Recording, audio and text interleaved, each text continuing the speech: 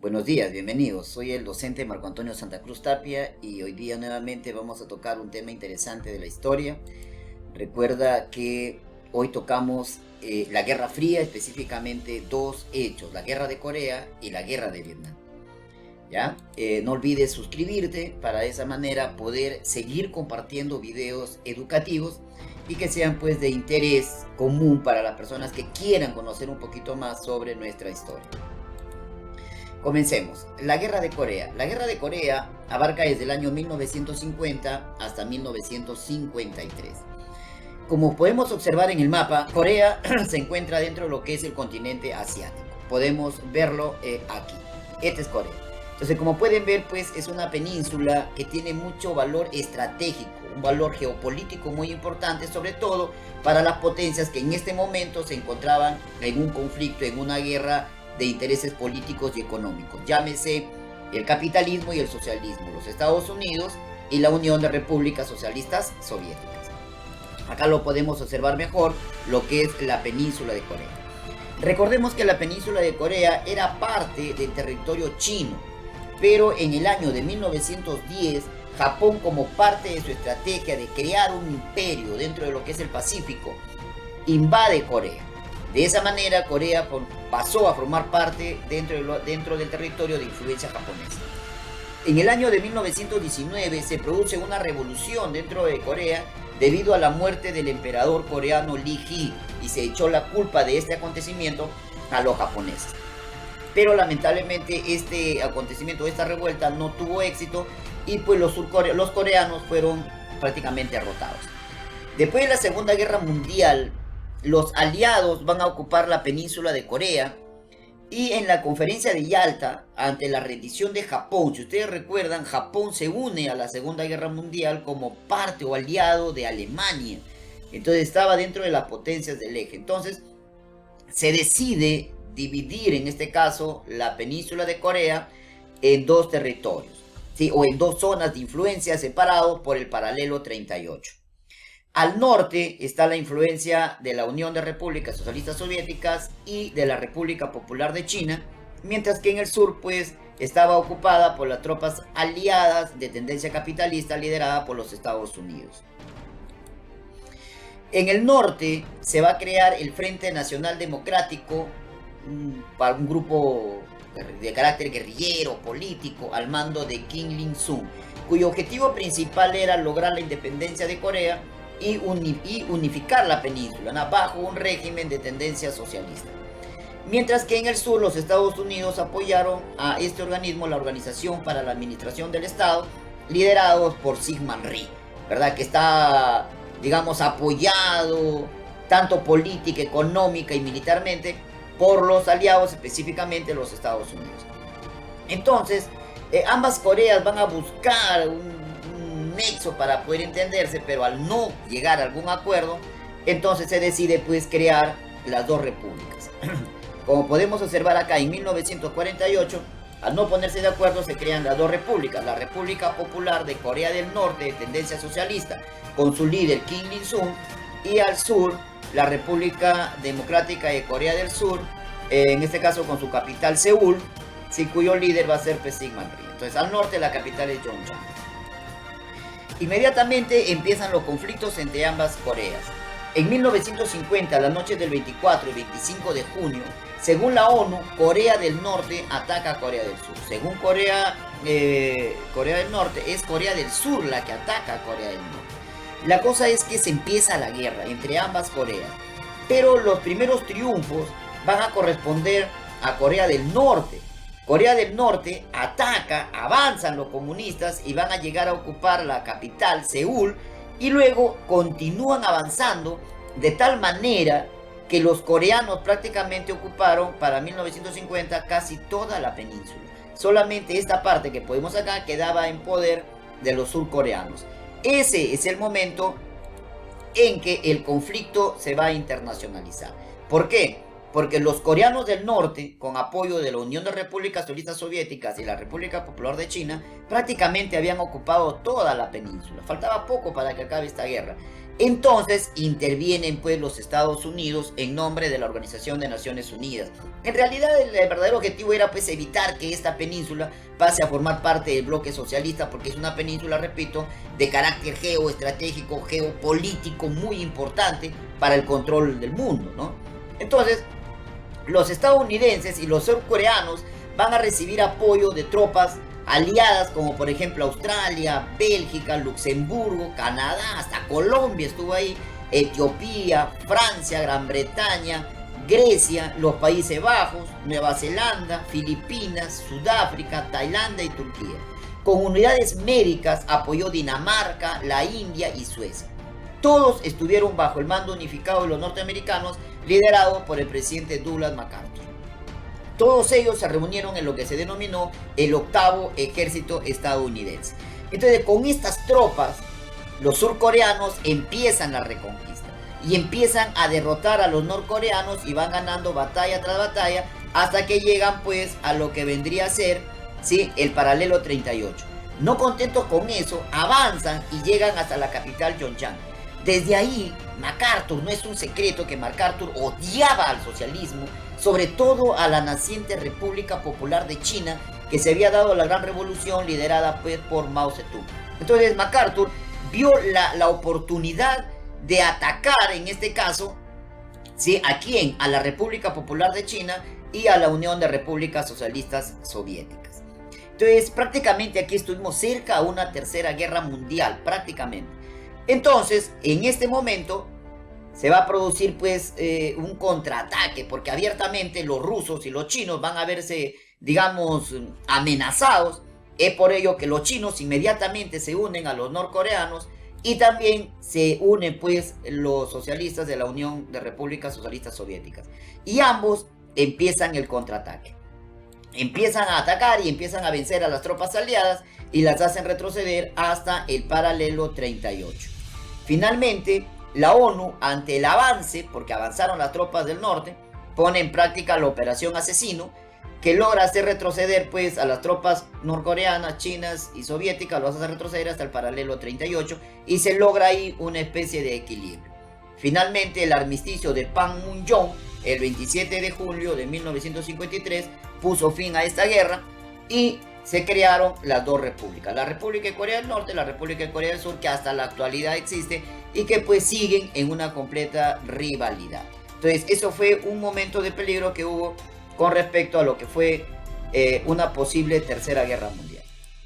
Luego pasamos brevemente a lo que es la guerra de Vietnam, por el tiempo que tenemos. Vietnam, como pueden ver, fue parte del territorio también llamado Indochina, un territorio que hoy pues lo comparten Vietnam, Laos, Camboya. Entonces esta Indochina, este territorio, fue ocupado durante el expansionismo europeo, durante la época del colonialismo, fue invadido por Francia. Francia ocupa el territorio de Indochina y la toma como su colonia.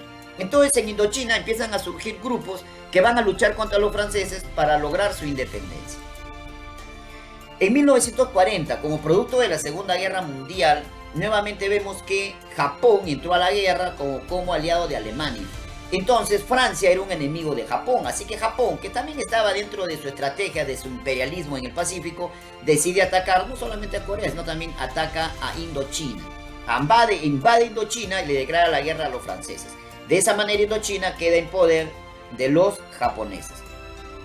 Entonces el pueblo vietnamita inclina su lucha ya no contra el imperialismo francés, sino contra el imperialismo japonés.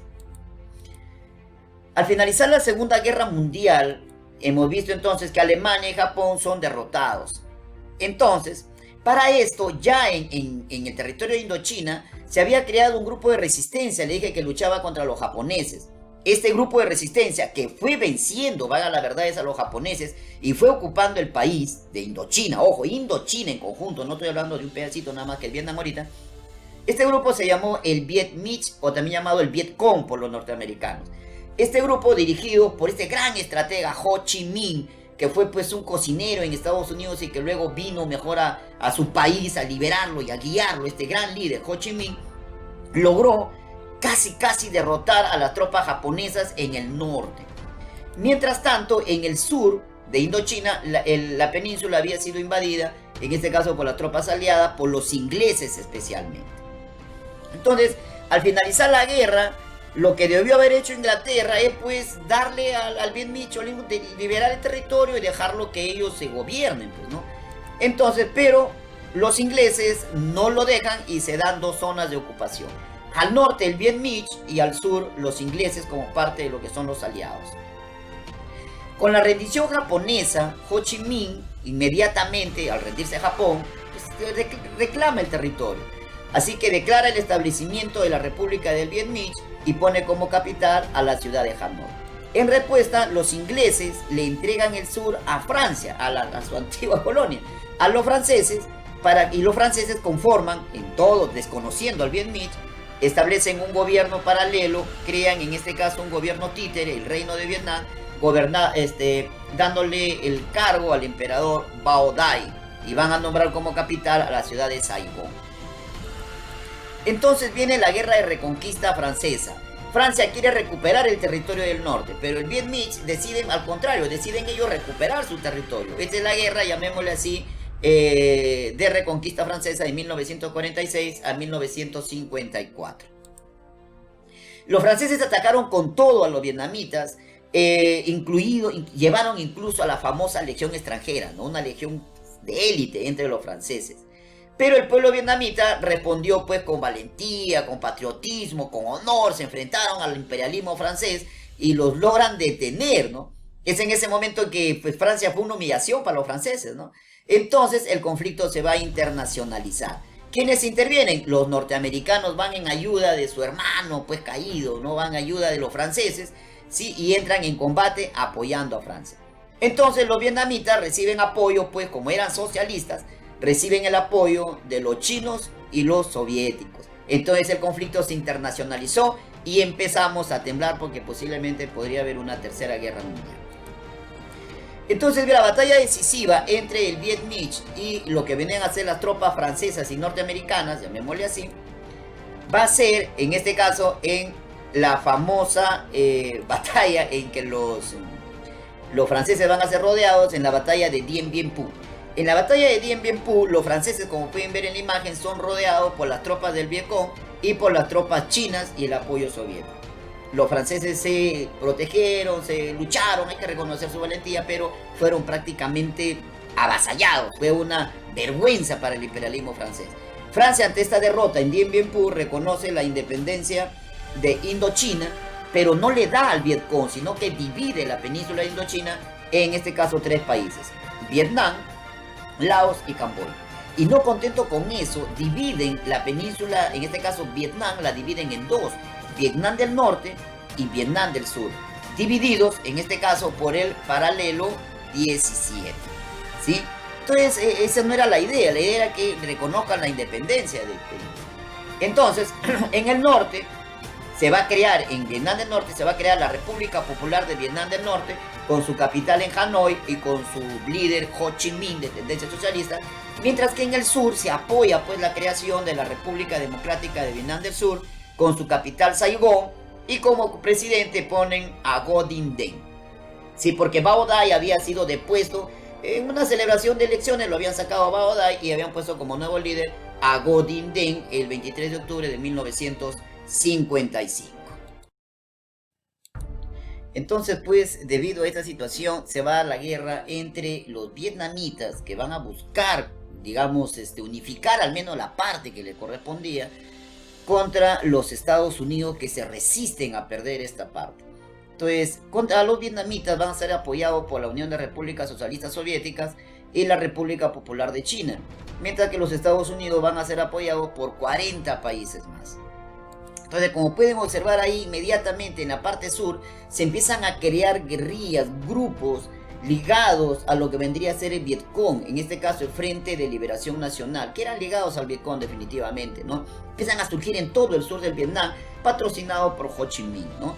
Entonces empiezan a hacer atentados contra las tropas norteamericanas en el sur y a tratar de, digamos, de debilitar al gobierno de Vietnam del Sur. Ante esta situación, en 1962 el presidente John F. Kennedy dio la orden de que 500,000 de soldados norteamericanos entraran en combate en Vietnam.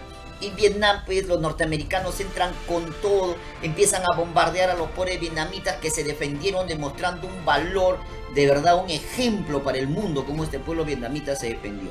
Los Estados Unidos utilizaron lo mejor de su armamento que tenía en ese momento, ¿sí? Pero no cambiaba la situación, al contrario, se empeoraba. Es así que el 1 de noviembre de 1963, un golpe de estado militar puso fin al régimen de Deng, quien en compañía de su hermano, que era al mismo tiempo su asesor político, fueron pues ejecutados, ¿no? Ngo Dinh Diem y Ngo Dinh Nhu van a ser ejecutados. Entonces eso provoca una crisis en lo que es en Vietnam del Sur. Y pues Vietnam del Norte, o sea, las células, llamémosle así, del Frente de Liberación Nacional, van cada vez multiplicándose más en Vietnam del Sur, ¿no? En apoyo a Ho Chi Minh y al Viet Cong. Estados Unidos entonces recrudece su ataque, emplean armas de destrucción no permitida. Por ejemplo, en esa imagen está el napalm, que es un gas que te corroe la carne, te come la carne. Esta es una foto pobre niñita, ¿no? Que va a ser luego hospitalizada y va a ser sometida como a 17 operaciones de piel, ¿no? Bombardearon bosques, atacaron con todo lo que tenían, no se guardaron absolutamente nada, hubieron masacres, pero la respuesta del pueblo vietnamita fue pues realmente admirable, tanto así que las tropas norteamericanas empezaron a ver un cansancio y una fatiga hasta psicológica. El mismo pueblo norteamericano empezó a protestar contra la ocupación de Vietnam, miren.